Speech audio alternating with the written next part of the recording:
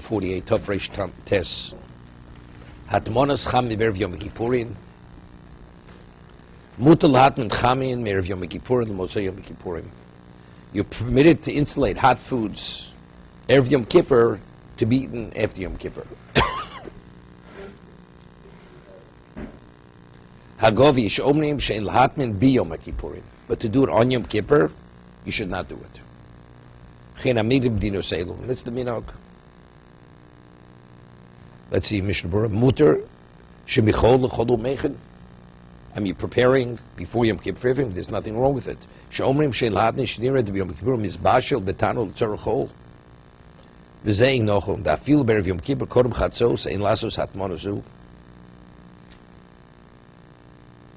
Chol Gavni Imov V'Vidmen Ein Tzorach L'Amtin Utzei Shab Yom Kippurim B'Chdei Shiyaos. He says it's incorrect. Shenira De Yom Kippur Mizbashel Betano L'Tzorachol. V'zein Nochum.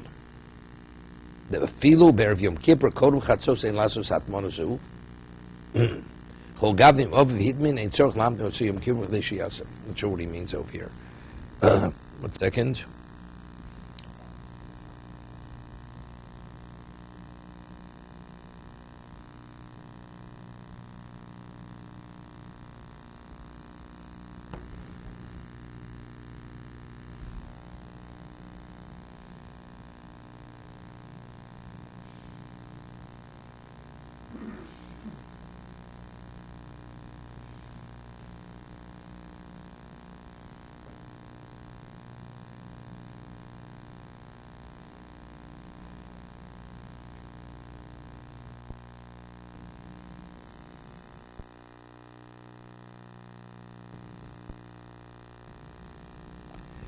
The way this reads here, it doesn't read correctly, the Mishna Berura.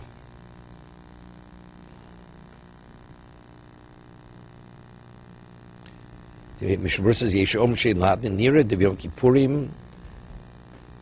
It looks like on Yom Kippur, it's Mizbashel Betano Tzorachol. You're preparing. V'zein Nochum.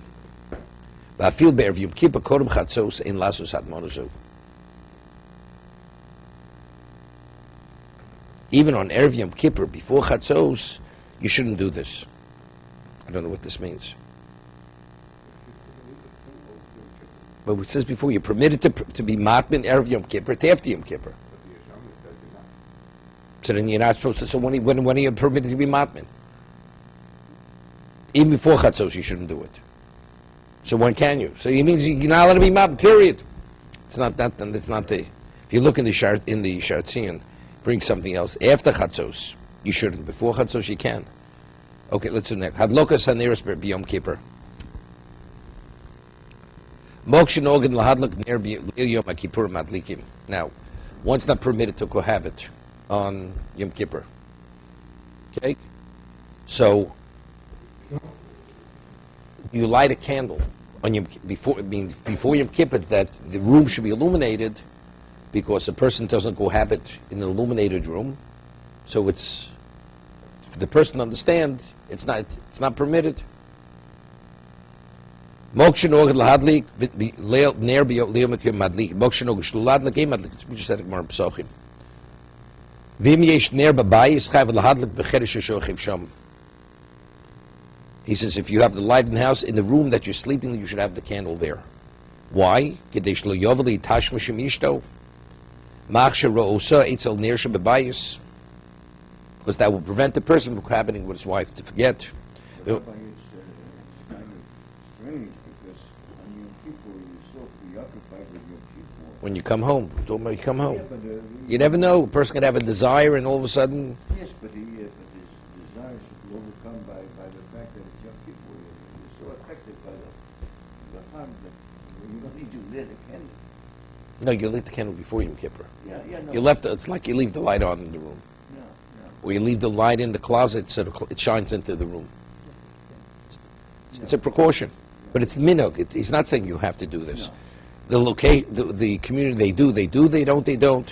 Cholios b'Shabbos, chayovin hakol lahadlik. If Yom Kippur comes on a Shabbos, definitely you have a chiyuv. The Neir Shabbos, you have to light Neir Shabbos. Hagom vorchin lahadlik Neir shel Shabbos shel Yom Kippurim. Let's see Mishna Berura. Mokshin lahadlik, shnei mekomis niskabnu dovrechod, dahin levatel tashmish. Both communities, whether you have the light, whether you don't have the light, they meant l'shem shamayim. It's to prevent hamadlik, kavanot she'osel l'shamsh neged or aner. The one where the community, the minute was to light the candle, that since one doesn't cohabit in an illuminated room, so that is the safeguard that a person shouldn't cohabit. You see your wife, that you may be attracted to her, because you're visually able to see her. Despite the candle. What about if she's off limits in either case? Without you, she's a nida. I mean, throughout the year, a woman is a menstruant. Do we take any precautions that the person shouldn't be attracted to his wife? We don't do this. So he says, even if she's a nida, you should still do it.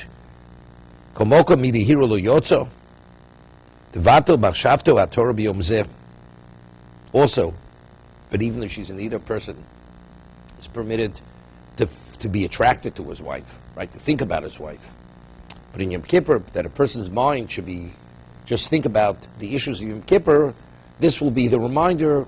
So by not having the candle, the person doesn't see his wife, doesn't have that thought process.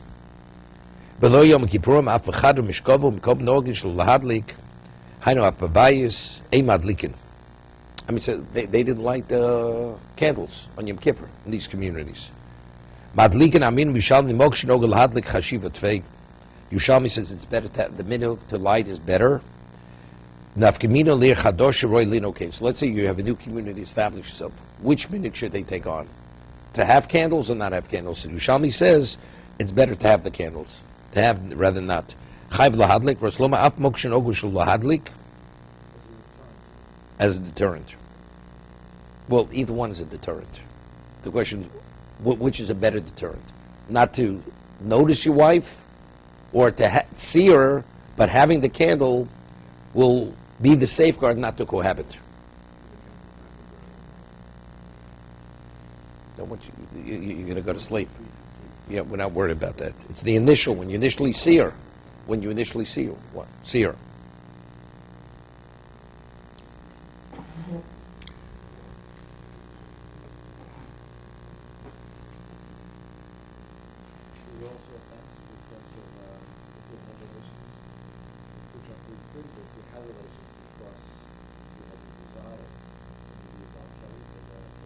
That's separate. That's the least of it. That's the least of it. Which you can go, but that's the least of it. It's the least of it. Eitzel aner shebeisol hamogen rab miyashem mineg sheinogen kain kol komok v'yishlach v'chem b'ishto shemido d'lafochi bodel minei mishum niduso yesh lohokel k'shemadlik b'shulchan v'lo b'cheder. He says, let's say his wife is off limits in either case. It's enough to light the candles in wherever you normally light the candles. One doesn't have to have the candle in his bedroom, or a light shining into the bedroom. No. Yeah, but Shabbos, we don't have the issue that you may be attracted to your wife. On Yom Kippur, you have that problem. He says if his wife is off limits in either case, there's no reason to have the candle so you could light where you normally light. You light it in, okay? Let's see Bays.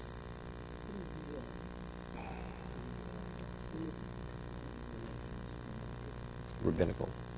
On a Torah level, according to most Rishonim, it's only eating and drinking. The other areas of deprivation are rabbinical. Some say it's Doraisa. Some say it's Doraisa. It says V'nisim es nafsher seichem, because the Gemara in Yuma cites the pasuk that Lavan, when Yaakov went off, he says, "I don't want you to afflict my daughters." Yeah, this is the great tzaddik Lavan. What is that? What he was saying to her, if you marry other women other than my daughters, you're going to deny my daughters their conjugal obligations. As a result of that, you're going to afflict them. He uses the term affliction. So the Gemara says, you see from there that not engaging in cohabitation, you're in a state of affliction. So the question is that drasha? Is that a Torah drasha? So when it says V'nisim on Yom Kippur, it means including that, or that's just an asmachta. It's a rabbinical. They just use it's a rabbinic reliance on the pasuk. So that's an argument. Whether it's a Torah but it's definitely not koris. Everybody agrees. It's only a lav, it's not koris. Koris is only for eating and drinking.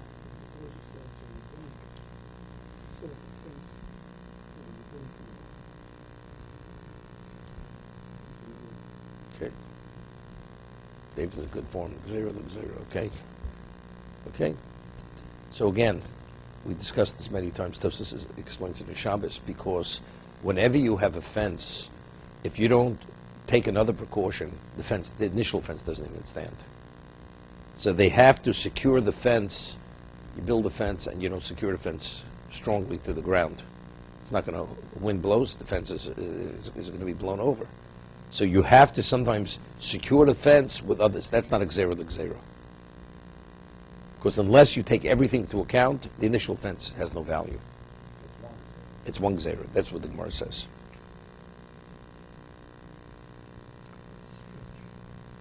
Okay, for you it's a Doraisa. Okay.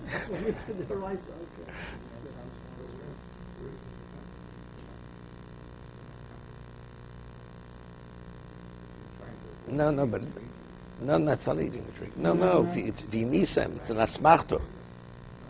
Asmachto, you're not shouldn't. Okay. Shemevorich beis. Yesh mi sheomer shemevorich al adlokas ner Yom Kippurim. So the Mechaber is not so clear. Those who say that when you light candles in Yom Kippur, that you say a bracha. There's those who say Hago v'chein amigdali seilu. The Ashkenazi communities, the middings we do say a bracha. We said lahadlik der shel Yom Kippurim. Shemevorech Mishna Berura Hainu mok shenoged lahadlik shuv meila havelei chiyuva olav lahadlik mishum shalom bayis kamo b'Shabbos. Chen aminid shirogin l'vorach Hashem k'dishon mitzvot tzivonu lahadlik der shel Yom Kippurim. That's the text of the bracha.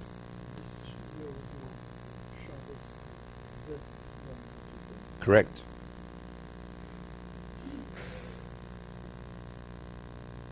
So you take a look at Ramah at the end of Aleph. You just read this. He says, "V'imchol lios b'Shabbos chayven hakol lahadlik u'mevorachim lahadlik ner shel Shabbos v'shel Yom Kippurim." It's the Ramah. Okay. Yes, Rabbi. It could be a minhag, since eating and drinking are more stringent than for advocating.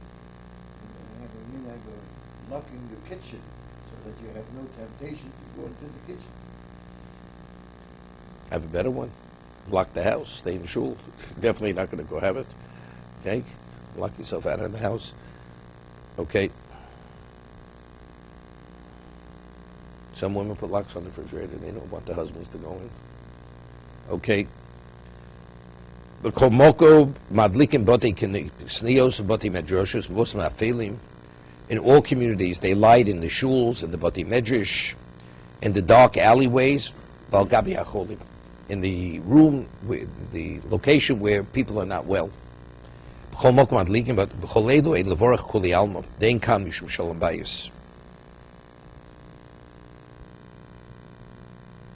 b'chol mokom l'harbos neres botikinisios. We light multiple candles in the shuls. Latzia b'godim noim b'es hakneses. The old shuls today we have it. The seats had cushions on them. So it was the custom that you had the seats normally for Shabbos, one color pad.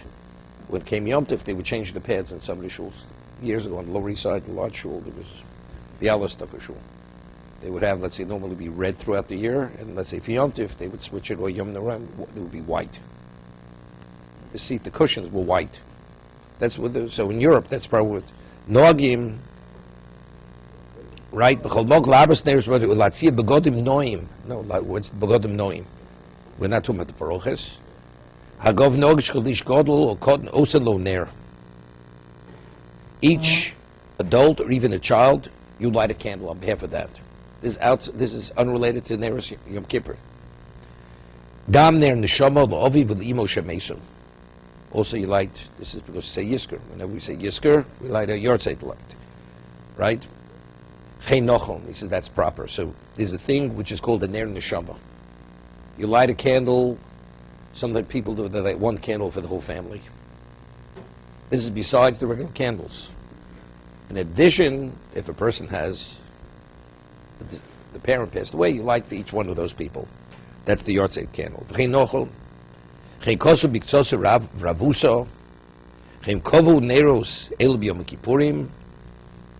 If these candles should go out on Yom Kippur, shouldn't tell a non-Jew to relight them. First, it's Emir Lakim Shvus. I mean, it's understood. Because why? You'd say maybe it has such great value. Somehow you should do whatever you can in a permitted way to have it, the goy relight it. No. Mishka v'nero b'yom kippurim. Yarzu yatel kero b'yom kippurim. Here, if the candle had gone out on Yom Kippur, meaning we're talking about the Ner Neshama. So you understand, a person doesn't put out let's say today a yahrzeit light burns more than 24 hours very often. Person at 24 hours, day's over, put it out. You don't put it out. Firstly, it's a disrespect. It's to commemorate the neshama of the person, because ner and neshama are one of the same thing. So therefore, you let it burn till it burns out. So if a person's ner neshama, you light for the people, the ner which represents his neshama. If it should go out, after Yom Kippur, you should relight it. Val yechaberu od. The ner neshama is the ner neshama. For the living. No, usually you could light. He says even for katanim, usually like one light for the whole family. That's usually the custom. Okay, and you let that burn. You let it burn till it burns out. That light. No, but it's a 24-hour candle. No, it's the same thing. Yeah. For the family. May look like yours, that candle, but that's not why you're lighting it. No. That's what we use for Abdullah. We do use it. You can use either one, any light. Yeah, so it's a mitzvah. You do using it for a mitzvah. Yes, right, correct.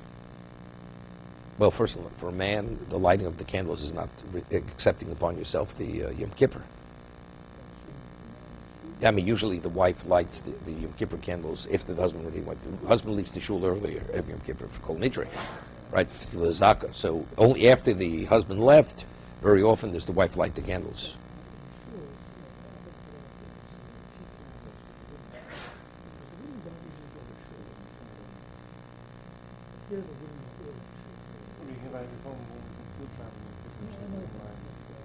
I am.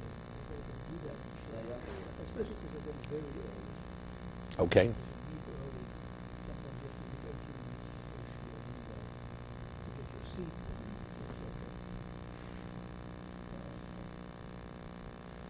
I hear.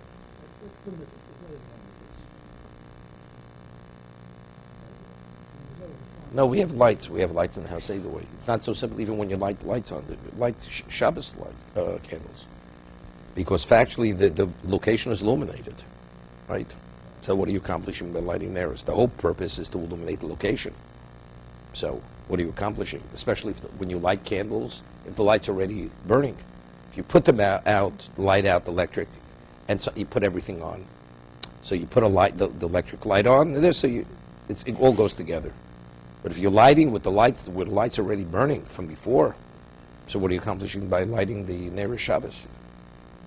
You're accomplishing nothing, right? The whole idea is Shalom Bayis. What kind of Shalom Bayis? You have Shalom Bayis.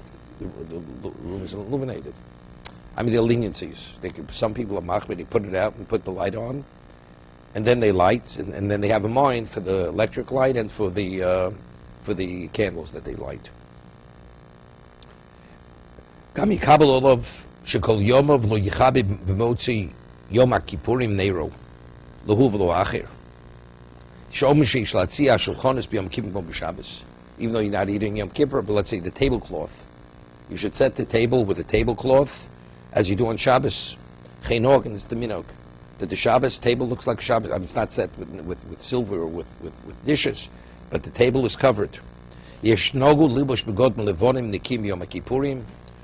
Dugmas malachi asharis. This is the custom to wear the kittel. There's a minok to wear white clothing, which are of course clean, to resemble the angels. This is the reason why, we say Baruch Shem Kavod Malchuso in Kriya Shema. People have a minog that they stand on Yom Kippur. People have because this is a malach always stands. People stand. Cheinogid Lubosh HaKittel. So evidently, he's speaking about the white clothing and not the kittel. Cheinogid Lubosh HaKittel Shuloven V'Noki, which also is white, clean. Kamu Beged Mesim. So there are two reasons. Firstly, it's white, which is similar to the angel.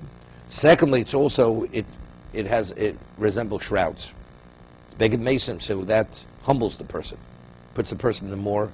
That's the whole discussion, whether a person within the first year of his marriage, whether he wears a kittel at the Seder and also on Yom Kippur, the two customs. Some people don't, and some people do. A married person wears a kittel at the Seder. So the same thing, the same question. Either it's simcha, or because it's so joyous, we're concerned that you may lead to levity, so that somehow keeps it under control, knowing you're wearing a beged mesim. So based on that, there's a question whether a person chosan wears it. Chosan during the first year, he has to be ecstatic, he has to be in a state of simcha, so he should wear it. He doesn't wear it. So usually chasanim do not wear a kittel the first year they're married on Yom Kippur. Even though everybody does, the chosan does not wear the kittel because it's a beged shel mesim. It's inappropriate. I understand that. For that reason. Because the wedding, the person does tshuva, he says vidui, that's what it's all about. Right? That's what it is. But I'm just saying the two, so some people are machmir, that they don't, some people do. There's even the question with a novil, because it has the other side. Does an novel wear a kittel on Yom Kippur? Since it's a beged shel simcha, it's also white, so therefore maybe he shouldn't wear it in Yom Kippur. According to that opinion, a person during the first year in his avelus, we're talking about it's 12 months, we're not 30. If it's a 30-day avelus, Yom Kippur cancels it. So there's not a problem, he's able to wear the kittel. But a person who's an avel for a father or mother, which is a year, they're different customs. They don't wear the kittel on Yom Kippur. But it looks funny. When I was an avel for my father, Rosh Sholem, so I daven or sameach. That's where I daven Rosh Yom Kippur. I didn't wear a kittel. So a person he says a shir, and he had a big beard. He's not a teacher there. He said wanted to wear a kittel. So I said, you're not aware that there are two reasons why you wear a kittel in Kippur. Either it's a beged shel simcha or it's a beged shel mesim. He says, I wasn't aware of it. I mean, he told me. But it looks funny. I mean, you're wearing a talus. You're an adult and everything. You're not wearing a kittel, especially in Yom Kippur. You stand out. So since then, because of that person's comment, when my mother passed away, Yom Kippur I wore a kittel for that reason. It doesn't. If the minog is that and people don't understand, you better wear it than not wear it. I'll rely on the other opinion.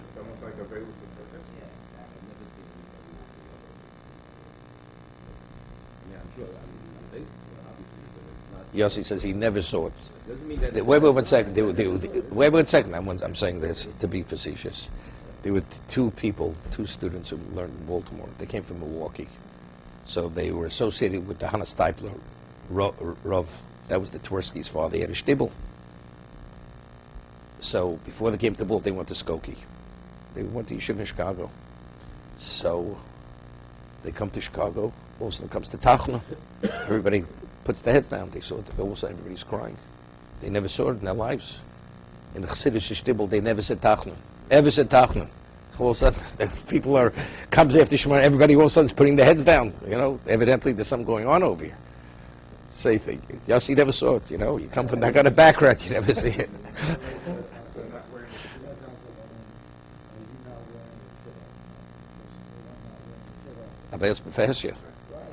See, these things are not simple. I'll give you an example. Persons in the Ovel, during Hakafis on Simchas Torah, is not going to do Hakafis. Even when you go, not even Hoshana Rabbah, even every day when they go around with the Lulav and Esrog, the Ovel stays in this place, does not go around. So ask the same question, what about Avelis B'Fesya? I'm not sure. I don't know the answer to it. But factually, that's the way people conduct themselves.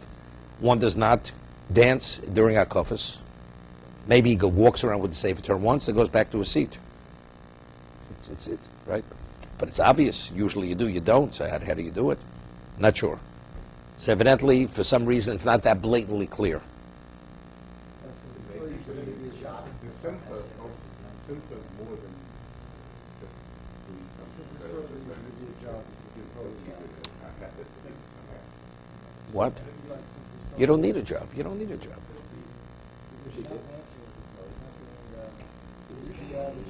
It's not. No, it's not like going to a wedding. It's not like going to a wedding. You have to give a person responsibility. This person going around in the shul has certain fact that it's involved in certain group or something like that, and the person is an oval, can't it disrupts. No, but here we're talking about the issue of afelus b'feshu. You cannot display your mourning, your grieving publicly. I understand that, but the reason that they say even if it is a public display, but it would ruin the ruach, or whatever is accomplished by the kiva going around. But we're not concerned. No, he doesn't do it. Exactly, he stands back because why? Because it's for the benefit of the seaboard. Nah. Ruin the ruach. He wouldn't ruin it. He celebrates as everybody else celebrates. Which is more important, not being able to being sameach like that because they're not or displaying a very different. I guess when simple logic. No. Override. Don't know. Not doing that. But we do what we see the avelus does not allow you to do hakafos. We're machmir, we don't. I'm saying Because of what? because available perhaps is not as critical It is- as not doing simple. You're allowed to do available. Right, that's what I'm saying. That's what I'm saying. Good. It's the whole question going to a kiddush on Shabbos. The person's an ovil. It's not simple. So some say it's only if you wash, only if it's just cake. It's not a problem. Or you're not sitting, whatever it is, because it's not a conventional type of meal. But if it would be a sit-down meal, that's kind of kiddush. A person is an ovil, he's not permitted to be there. But let's say he's missing, it's obvious. The people say, why is he not here? It's because he's an ovil. Then it's avelus b'feshu. Let's say he's a brother. He doesn't come, so it's obvious. Why isn't he here? And he's permitted. He's permitted to attend the kiddush. No, nothing. Yeah, but it's a celebration. You're participating in a celebration. So therefore,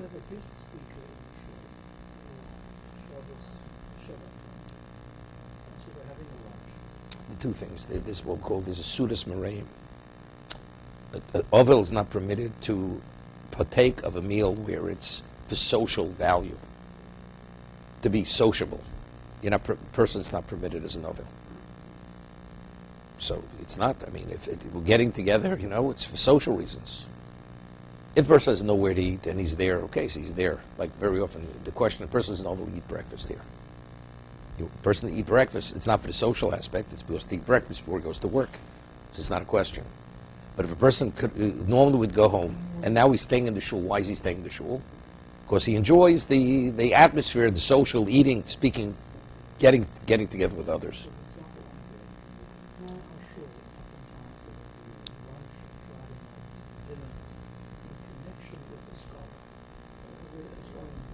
You can come afterwards. It's better you shouldn't come to it. It is a social.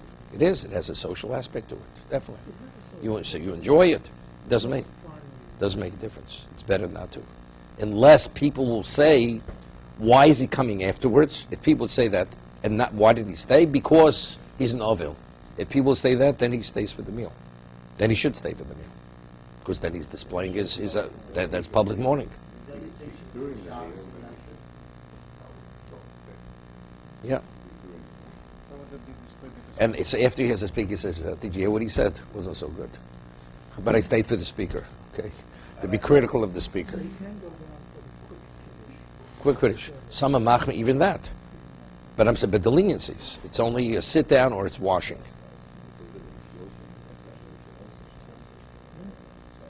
No, but I feel it's b'feshu. I'm not talking. Avelus b'feshu has nothing to do with the person. Yeah, but it doesn't make a difference because if it's avelus b'feshu, it's irrelevant. Is there any distinction between Shabbos and Yom Tov? No. And then if you can't go out, what about if you If a person goes with his wife, it's not a problem. But if you go out, you take a client out, it's not a problem. You go to a dinner, which is a fundraiser, it's not a problem, because that's where you're going. It's if you're going for social reasons. You know, you're going out to eat with friends. Then the person's novel should not do that. What about accepting another accepting a Friday night Shabbos invitation, which is clearly social? A small group of people, 10, 12. It's the same thing. It's the same thing. It's the same thing. You know, you can only turn down an invitation so many times. It's better not to. But if by turning down the invitation too many times, people say that's already it's public display. So that would be the leniency. You're the host. I'm the host. The person's the host. Again, it's better. Better not to? No. Again, If you have one couple, two couple, same thing. It's all the same thing. It's not the size of the event. It's what exactly is it representing. Let's say very often, see, you have to reciprocate. Person invited you. If you don't reciprocate, people don't understand. They're going to be offended. So again, even though it may have the social aspect, but why am I doing it? It's like it's brought on Tisha B'Av. You should not say good morning to a person, right? Jake, I haven't heard from you in a while. Keep talking, okay? If a Tisha B'Av person doesn't say good morning, right? Doesn't say good morning. But it's cited in halacha. If somebody says good morning to you and you don't respond, he'll be offended. So it says when you respond, you should respond in an undertone, that he should understand it's not an ordinary day. He understands that it's the reason why, right, it's not on a personal level. To be continued. Why is so mentioning when people come to the speaker so it's public display? Because it says that Kabbalah Shabbos, he waits to come in late. That's clearly he's coming in late because he's a novel and things like that. Not everybody does, you know, but in Nusach Sfard, they don't have it because they hold that's a public. First, it's before Kabbalah Shabbos. It's before Kabbalah Shabbos. They say Mizvah Shilim Shabbos after he comes in. Midig Ashkenaz is he comes in. They say Mokim Yerachim, then they say Mizvah Shir. But let's say he would come late. Let's say he'd come after Shkia. Right. So regardless, we say Mizvah Shir it's Shabbos already. Then it should not be said. That's really not done right.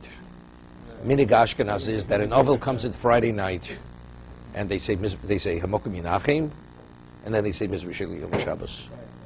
So if you daven early and he's coming before Shkia, okay, then you say Mizvah Shir, so you're accepting Shabbos. But let's say the man, things are running late. It's already Shabbos. So you don't have to say Mizvah Shir that it should be Shabbos. So it's already, I mean, it's public morning over here. So that's why by Nusach Sfard or by Hasidim, they don't have it. They don't have this Hamokim Yinachim in a public setting.